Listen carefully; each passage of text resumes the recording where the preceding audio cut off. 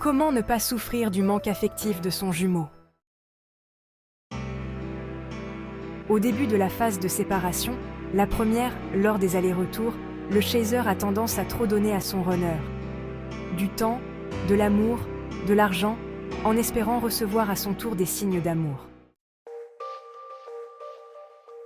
Il fait ressurgir son syndrome du sauveur puisqu'il va essayer d'aider l'autre alors que celui-ci ne lui demande rien. Le chaser veut éviter les désaccords et les conflits avec son runner. Il va accepter tout ce que va faire et dire ce dernier puisqu'il pense que c'est ainsi qu'il va pouvoir entrer en phase de réunion. Il va chercher à être parfait pensant que c'est ce que veut son runner. Il aura donc un comportement plutôt lisse, ce qui est très stratégique. Il est totalement dans son contrôle. Le chaser va bloquer son émotionnel. Il ne va plus être dans des crises de colère ou de pleurs excessifs. Il sourit même quand il se sent mal pensant que c'est ainsi qu'il va ramener le runner à lui. Précisons qu'à ce moment de la relation, le chaser sait qu'il est dans une relation de flammes jumelles. Il pense donc que c'est le bon comportement à avoir puisqu'on lui demande d'être dans l'amour et qu'il ne doit plus être dans l'excès. Mais en retenant ses émotions, il tombe dans l'effet inverse qui est le contrôle de sa personnalité puisqu'il n'est pas dans la spontanéité et il perd encore de son authenticité. Le chaser qui déteste être critiqué, critique à son tour pour éviter de voir ses propres manques et afin de préserver son idée de sa propre perfection. Il souhaite absolument être en couple au début de la relation, car sans une personne à côté de lui, il se sent incomplet. D'ailleurs, depuis l'âge adulte, il a été très peu célibataire. Le chaser travaille énormément, non pas pour lui, mais pour faire plaisir à ses supérieurs ou pour que son entourage le voie comme une personne qui réussit dans la vie. Cela entraîne pratiquement à chaque fois des épisodes de burn-out puisqu'il n'écoute pas son corps et il s'épuise.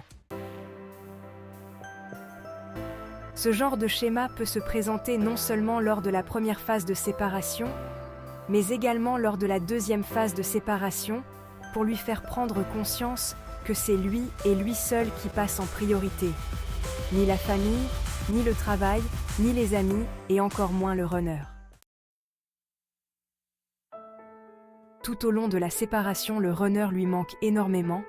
Ce sera également le cas, dans une moindre mesure, lors de la deuxième séparation, après qu'il ait pris conscience que le runner aussi a souffert, qu'il accepte enfin l'idée que l'autre n'a été qu'un outil pour l'aider à devenir la meilleure version de lui-même en faisant face à ses peurs et qu'il ne lui en veut plus.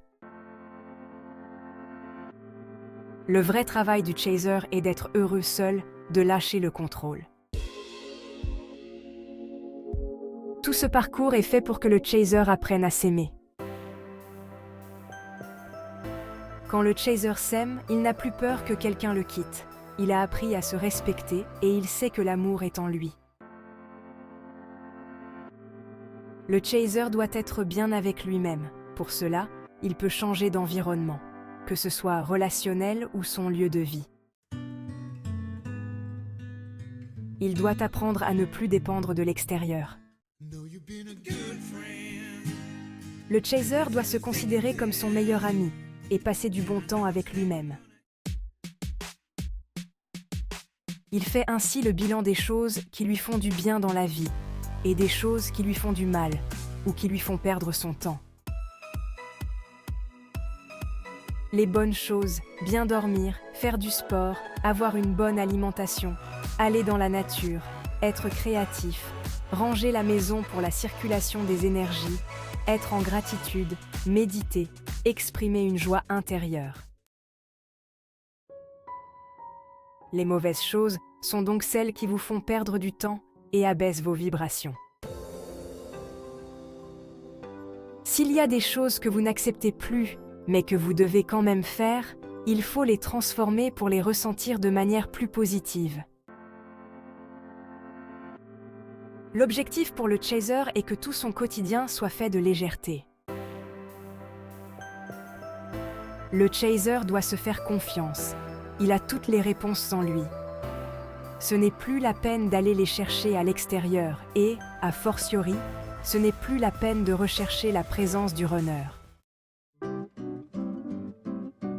Plus vous avancerez et moins vous aurez de manque de l'autre.